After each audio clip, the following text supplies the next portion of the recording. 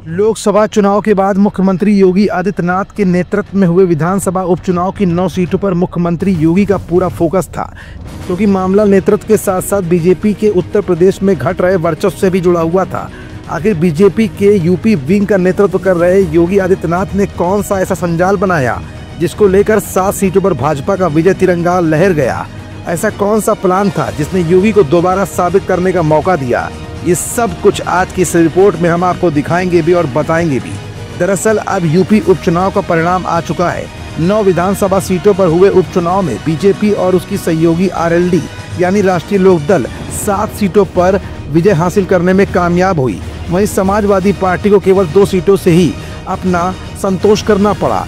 उन पर भी जीत का अंतर 2022 के विधानसभा उपचुनाव से कम हो गया।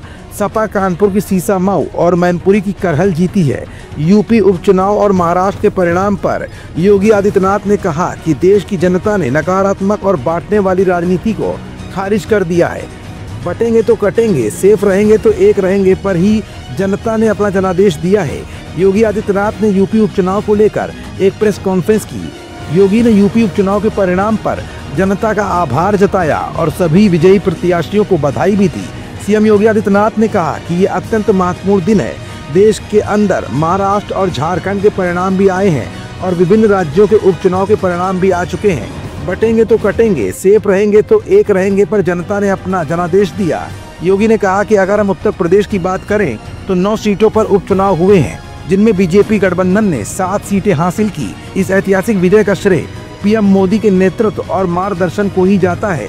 जनता को विश्वास है कि मोदी जी के नेतृत्व में उनकी नीतियां और निर्णय देश और समाज के अनुकूल हैं और उस पर जनता जनार्दन की ये मुहर है। सभी बीजेपी कार्यकर्ता और विजयी प्रत्याशियों को बधाई। देश की जनता नकारात्मक राजनीति को, बांटने वाली राजनीति को पूरी तरह खारिज कर चुकी है। इसीलिए हम कह रहे हैं कि बटेंगे तो कटेंगे, एक रहेंगे तो सेफ रहेंगे। तो एक रहेंगे, सेफ रहेंगे पर देश की जनता जनार्दन ने राष्ट्रीय एकता और अखंडता को मजबूती प्रदान करने के लिए, सुरक्षा और समृद्धि के लिए अपना जनादेश दिया है। मैं आप सबका एक बार फिर से अभिनंदन करता हूं। भारतीय जनता पार्टी के उन लाखों कार्यकर्ताओं का हृदय से उन्हें बधाई देता हूं और विजयी प्रत्याशियों को भी अपनी बधाई देता हूं। योगी आदित्यनाथ ने आगे कहा कि मीरापुर, गाजियाबाद, कुंदरकी, खैर, कटेहरी, मंझुआ और फूलपुर पर जनता ने बीजेपी के पक्ष में अपना जनादेश दिया है। ये दिखाता है कि जनता को बीजेपी का आशीर्वाद प्राप्त है। ये इंडिया गठबंधन की लूट और झूठ की योजना का अंत भी है। जनता जनार्दन का अभिवादन करता हूँ। यूपी के परिणाम हमारे पक्ष में है। यही महाराष्ट्र के अंदर भी देखने को मिला है। यहाँ बीजेपी की महाप्रचंड जीत हुई है। ये नए भारत के नए महाराष्ट्र की विजय है। शिवसेना शिंदे गुट को जितनी सीटें मिली हैं, इंडिया गठबंधन को उतनी सीटें नहीं मिली। और यही महाराष्ट्र के अंदर भी हम सबको देखने को मिला है। एक प्रचंड और अभूतपूर्व ऐतिहासिक विजय भारतीय जनता पार्टी महायुति गठबंधन को महाराष्ट्र के अंदर प्राप्त हुआ है। यह जो जनादेश महाराष्ट्र के अंदर प्राप्त हुआ है, यह राम और राष्ट्र के आराधक आदरणीय प्रधानमंत्री जी के यशस्वी नेतृत्व को, नए भारत के नए महाराष्ट्र के विश्वास की मोहर है। छत्रपति शिवाजी महाराज के आदर्शों की विजय है और बाबा साहब भीमराव अंबेडकर का अपमान करने वालों की यह एक पराजय भी है।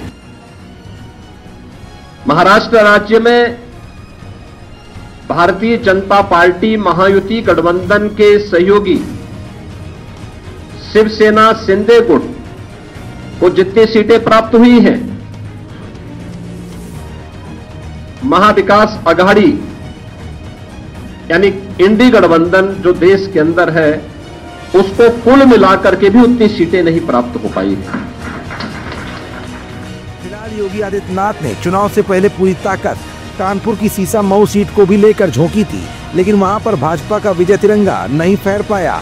अब ऐसे में देखना यह है कि चुनाव के बाद योगी किस फॉर्म में नजर आते हैं और उनकी इस जीत और हर बात का जवाब अब समाजवादी पार्टी 2 सीटों पर ही सिमटने के बाद किस ढंग से और कब देती है, ये भी वक्त की ही गर्त में है।